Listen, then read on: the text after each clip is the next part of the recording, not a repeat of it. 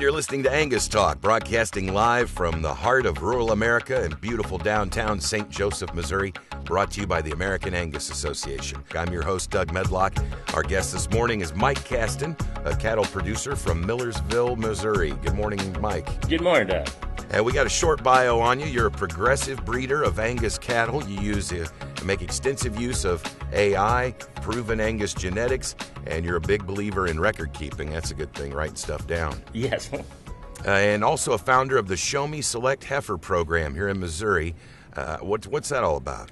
Oh, it's an elite program. It's originally started out from a management standpoint of helping develop heifers in a more efficient way and a better way, because it's a joint venture with our livestock specialists, our veterinarians, and the producers to go through significant protocols to develop those heifers correctly and get them bred mostly artificially and produce a high-quality product that we can market. And you're also owner-operator of Mike Kasten Beef Alliance. You got a lot of stuff to get done in a day. We don't run out of things to do, that's for sure. So, Mike, when it comes to the Missouri Show-Me Select Heifer Program, how many head are we talking about involved in? Since the inception of the program, it has been well over 100,000 heifers have gone through the program. Wow. And that's a significant genetic impact, certainly on the industry as a whole. Only about a quarter of those have been sold. So we're getting those cattle back on the farms and making improvements within those herds themselves. So those are some significant numbers and a significant impact on the state of Missouri's beef industry. And you breed mostly straight bred Angus? Yes, I do. Why is that? Well, we've been focusing for 38 years on artificial insemination records, and for about 30 on a high quality product. I mean, I kind of decided we wanted to produce a high-end white tablecloth kind of product, and Angus were the way we could do that. And this is at a time when everybody else is talking about crossbreeding, right? Well, it is so, but I guess there's some challenges to that old wisdom of crossbreeding, maybe in the fact we have such verification with EPDs and DNA now that I think we can do a lot of things with those straight bred cattle that required crossbreeding in the past. And that's starting to pay off. We're seeing significant differences in price for those cattle. The higher level of genetics are certainly bringing a higher price, because in today's market, on a quality product market, there's a reward for that. So what steps did you take over the years? Obviously, you didn't jump in this head first. How did you slowly build this program? Probably one of the big things that's helped us here in the last 10 years is the advent of fixed-time AI, was giving us the ability to breed a lot of cattle we'd never have access to. That's one of the things I did in my alliance, where we can appointment breed, and the time spent to artificial inseminate cows is minimal. The effort level is minimal, yet we can still tap into the best bulls in the world and get them into every herd possible. And that keeps your labor costs down as well by making the AI efficient, I guess. Absolutely. I mean, you couldn't begin to breed the cows we do artificially on an observation situation. With timed AI, it's basically three different times, but the times are minimal to get it done, and when we have a well-managed herd, we're getting very acceptable conception rates. Something that not everybody's into right now. I think it's like less than 10% of the cow herd is AI'd each year. How did you make that decision? What made you go that way? There's not many industries where you can go and use the best genetics possible for a minimum fee, and AI is the way I can do that.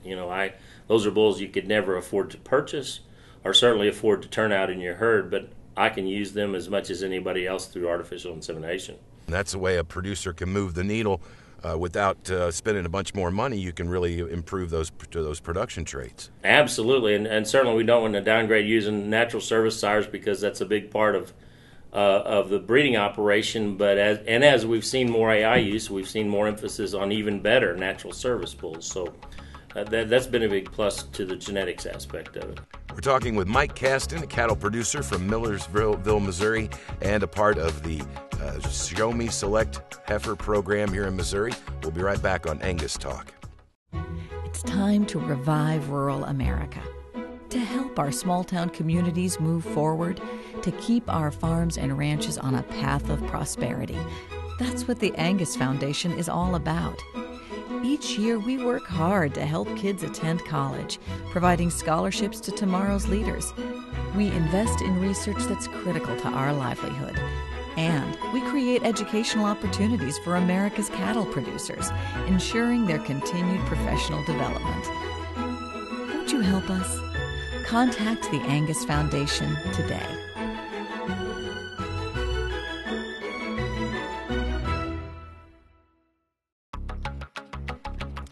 Welcome back to Angus Talk. Our guest today is Mike Kasten.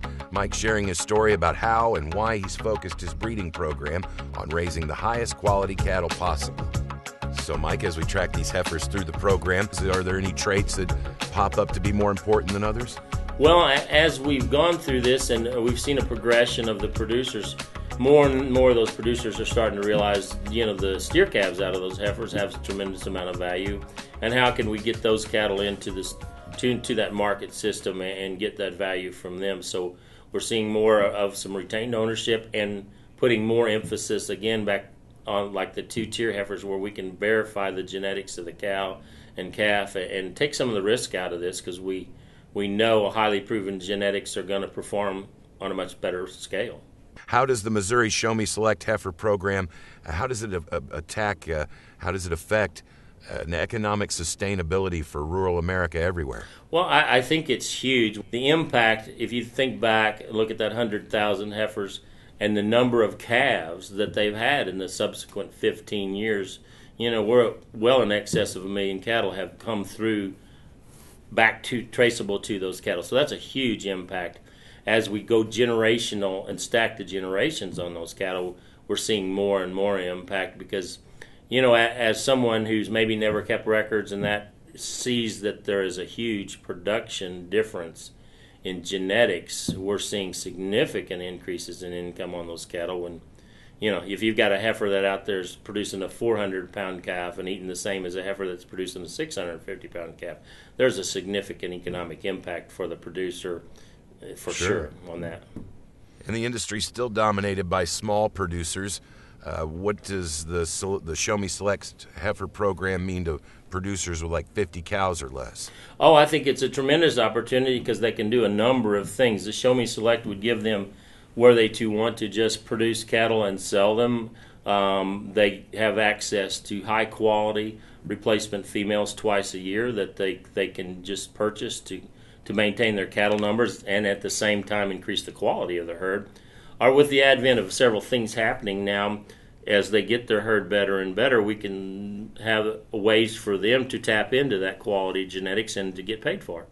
Well, I guess that only makes sense. It would translate across the board to large ranchers as well. The more head, the more pounds, the more money. Absolutely. And when we're looking today on grid cattle, when we start selling cattle on a grid with the certified Angus beef premiums and the prime premiums, almost $30 a hundredweight in the beef, we're looking at cattle anywhere that average from $100 to $160, $70 a head premiums. So in an industry that is a low-margin industry, you certainly don't want to leave dollars on the table.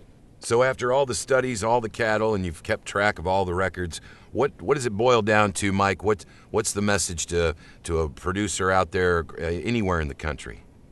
The nuts and bolts of genetics pays. It just simply does. We have tools today that are exciting tools we've never had before with the EPDs and timed AI and ways to implement this. It's easier and better than ever. And probably one of the biggest things is about genetics is it pays, and what a risk management tool. The higher quality your cattle, the better you're able to withstand, good times, bad times, whatever, because that performance level's there. Mike Kasten from Kasten Beef Alliance down in Millersville, Missouri. Thanks for being our guest on Angus Talk. I appreciate being here. Angus Talk is brought to you by the Angus Foundation, promoting education, youth, and research. Donate today by visiting angusfoundation.org. You can also find everything you ever wanted about Angus cattle by visiting angus.org. Sale calendars, sale reports, sale books, you name it. It's all there if you want to buy Angus cattle. I'm Doug Medlock. Thanks for listening to Angus Talk.